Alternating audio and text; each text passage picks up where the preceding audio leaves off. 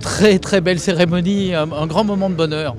Voir des enfants comme ça du monde entier venir, le public participer, voilà, c'est de la fraternité, c'est de l'amour en action, c'est merveilleux. En tant qu'élu français, ça se fait à Paris. Est-ce que vous avez une chose à dire là-dessus?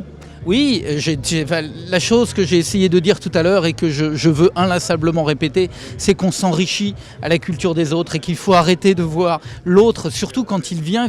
C'est toujours un déchirement de quitter son pays, d'essayer de construire ailleurs, de reconstruire une vie. C'est une richesse pour le pays qui accueille.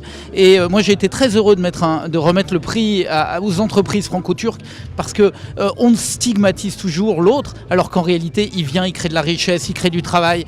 Et donc, c'est quelque chose de remarquable. Vous avez fait un discours, vous avez affiché votre sensibilité pour les jeunes qui viennent des banlieues. Oui.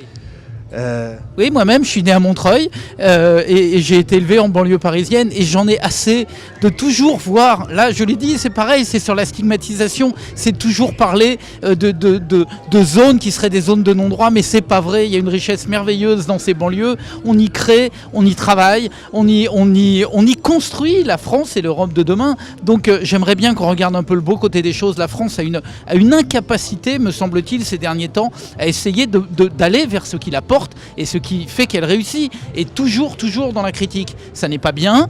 Moi, j'ai mené ma campagne des européennes, notamment en Seine-Saint-Denis, avec un ami qui est Mohamed Meshmash, et qui essaye justement de porter le fait que dans les banlieues, on a de la richesse beaucoup plus que de la violence et de la haine.